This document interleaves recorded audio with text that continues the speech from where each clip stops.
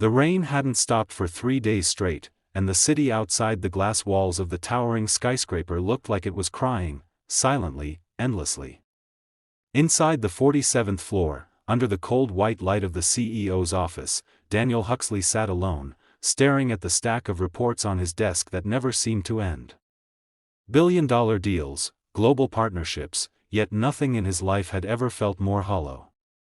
That was when he saw it, a small, handmade birthday card, sitting neatly on the corner of his mahogany table that it wasn't supposed to be there. The handwriting was uneven, the paper slightly bent, decorated with crayon hearts and a few glitter stickers. On the front, in colorful letters, it said, "Happy birthday, Mr. Huxley. From Lily and her mommy."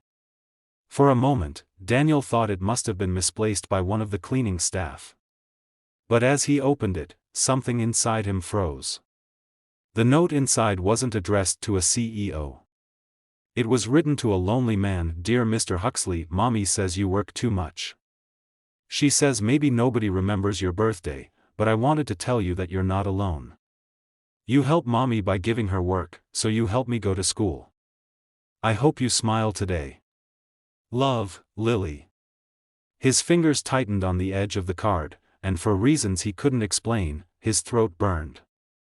It had been years since anyone remembered his birthday. Not his board members. Not even his family.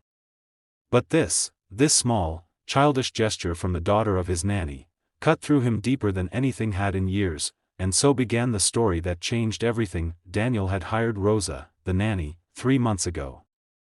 She was quiet, polite, always keeping her head down, never asking for anything.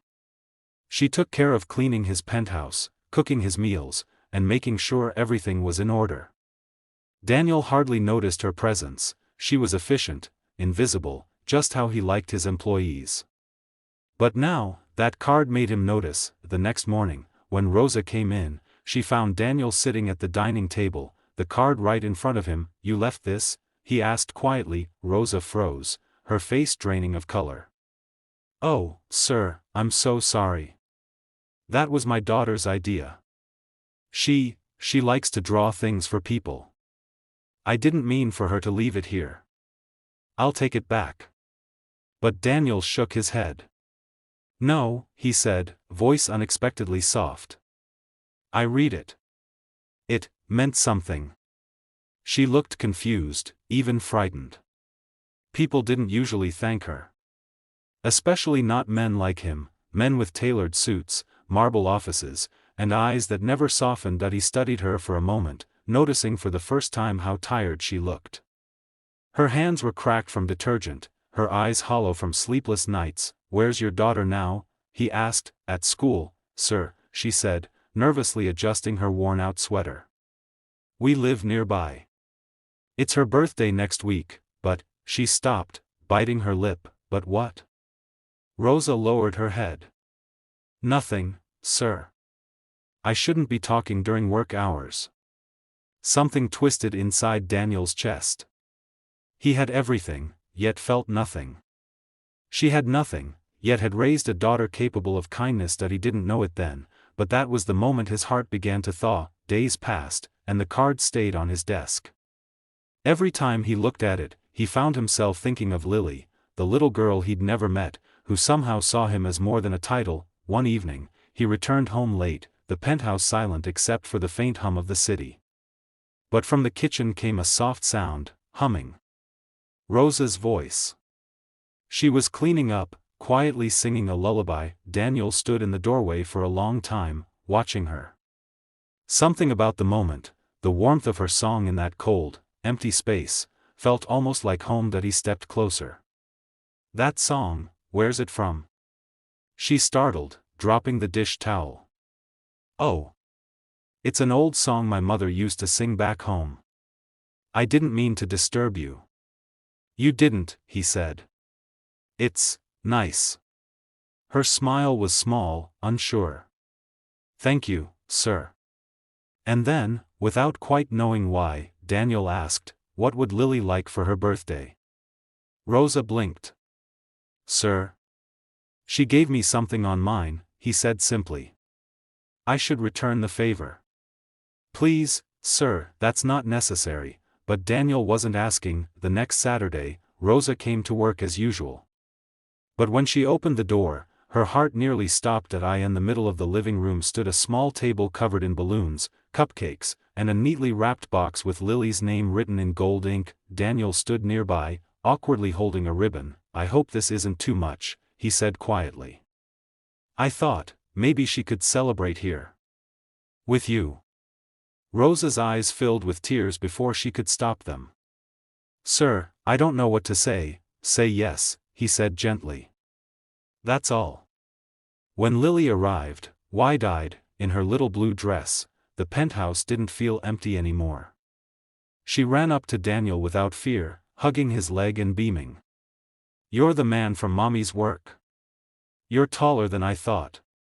Daniel laughed, really laughed, for the first time in years. "And you must be the artist." The three of them sat together, sharing cupcakes and stories. For a man who'd eaten at the world's finest restaurants, this small, homemade celebration was the richest meal he'd ever tasted. Later, when Lily blew out her candles, she whispered, "I wish Mr. Huxley smiles every day." And somehow, he did, but life isn't a fairy tale. A week later, Rosa came into work pale and trembling. Daniel noticed instantly. "What's wrong?" She hesitated, then handed him a folded notice, an eviction letter. "They're raising the rent again. I can't afford it anymore. I'll have to leave the city." Daniel stared at the paper, his pulse tightening. The thought of them leaving, a woman who worked quietly, humbly, and the little girl who'd unknowingly brought light into his life, felt unbearable. "Rosa," he said softly, "what if you didn't have to leave?" She blinked. "Sir? I need someone I trust here," he continued. "Lily loves this city. You've done more for me than anyone in years. Let me help." "Sir, I can't accept charity." "This isn't charity," he interrupted. "It's gratitude." Her eyes filled again, and this time, she didn't hide it. "Why, sir? Why are you doing this for us?" Daniel looked at the little birthday card on his desk and smiled faintly. "Because someone once reminded me I'm not alone. It's time I reminded you of the same." Months passed. Rosa and Lily stayed. Daniel built a foundation in their name, a scholarship for children of single mothers. He no longer worked through the night, no longer spent his birthdays alone.